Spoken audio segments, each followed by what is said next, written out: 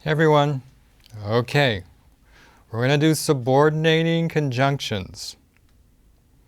Now, for whatever reason, I don't know why, I've been knocking my head against the wall to figure this one out. Half of you get this really fast and you're antsy and you want to move on, and half of you struggle a little while. So I'd like to see this in everyone's papers, that you can use this. And it's something that a Writing 121 student is probably going to be able to do very naturally, and so I want you to do very well in Writing 121. So that's the issue, and I think it's because we're no longer in that situation of sentence combining with a sentence. It's a little bit more complex what we're going to do now. We're going to turn one of these sentences into a subordinating clause, and doing that freaks some people out. I don't know why, but it does. So we're either going to turn this one into a subordinating clause or this one. And I'd like you to actually be able to do both. Okay, just for variety's sake and flexibility. And the other thing is that on quizzes, when I ask for a subordinating conjunction, you give me a conjunctive adverb. And I can't give you credit because I didn't ask for that, and you give me this instead. And it's just, you can't remember. And so I want to try to give you a way to remember what it is a subordinating conjunction is, and so when you see those words, you can kind of remember what it is I'm asking for. And the way I'm going to try to have you remember is to focus on this prefix called sub. I want you to remember that submarine means below the surface. I want you to remember that to be a subordinate is to be below someone in rank. So the idea is below in both cases. And in writing, a subordinating conjunction is there's the main part of the sentence, and then there's something that's lower than that. No matter where it appears, it's lower than that because it's not a sentence that can stand on its own. So you have the main part, and then you have the subordinating sub. It doesn't have as much rank because it's not a sentence on its own. So that's kind of what I want you to remember, that you're looking for turning one part of your sentence into a subordinating clause.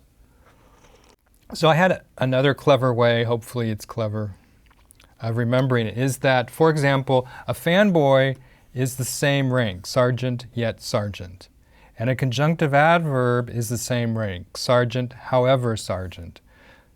But now we're going to practice something where you have private sergeant, different rank, or sergeant versus private. This is what we're going to practice now. This was earlier, this is now. So I'm going to give you some examples. Whenever, that's a subordinating conjunction. Whenever I go to Bryan's office, by itself, it's not a sentence. If you heard me say, whenever I go to Bryan's office, you'd be like, waiting. You need the main part of the sentence to come. So this is the subordinating clause, and you end it with the comma. And then comes the main part. He seems not to be there. That could stand on its own as a sentence. He seems not to be there. It has everything that a sentence needs. So you're doing a subordinating clause, comma, and then the main part. So this is the private, and this is the sergeant, as far as rank goes. See if that helps you at all. So here's another subordinating conjunction, although.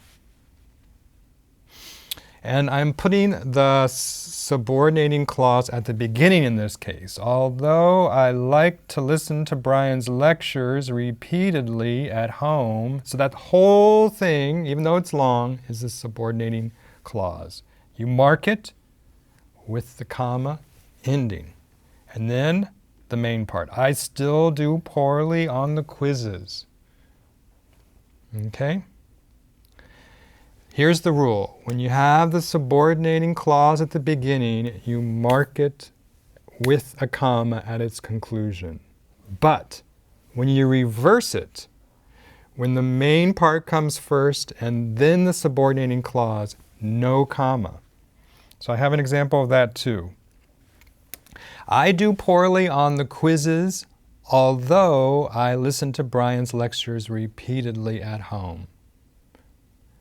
So, here's a little helpful hint that I think is going to aid you when you take a quiz or when you're writing your papers years from now. The reason you don't have a comma here is because the subordinating conjunction functions as the marker. So think of this as like driving. So I start your paper, I start your sentence, and I am going to go along at the same rate and think that that beginning clause is going to keep going until I get a marker. And the marker could be a comma or it could be a word. But when I hit that marker, I know that something new is going to start, and then it's just, I'm fine. But if there's no comma, for example, in this earlier sentence, this is what happens to me as a reader. I'm going along fine. Although I like to listen to Bryan's lectures repeatedly at home, I still do. So I don't know, until you mark it, I don't know when that first part is done. And I'm just going to read at the same rate. But as soon as I hit that comma, something in my brain tells me that's ended, the main part's going to begin. Or something else is going to begin. So you need, it's like a road sign that says stop. It's actually more like yield. It's like a yield sign. And if you don't, there could be an accident. Okay. Here's another example. I'm just getting you used to seeing a bunch of different kinds of subordinating conjunctions. As a kid, my earlobes broke out in a rash. This is true, by the way, when I ate strawberries. Because this serves as the marker, you don't need the comma. When I ate strawberries, this is the subordinating clause. It comes at the end. Okay? Now, I think I'm ready to show you that list. Remember, it's in the content of the course. You can check it out at any point. There's a bunch of them. I'm not even sure if I list all of them here. And besides giving you a list of the subordinating conjunctions, I also give you, look at all these examples I give. I give you examples where they appear at the beginning, and I give you examples where they come at the end. So if you're having problems digesting this, if you're the 50% that struggle with this, then look at all these examples, and I think slowly, the concept will occur to you. Now, unlike things like a conjunctive adverb that people don't use that often, people use this construction all the time.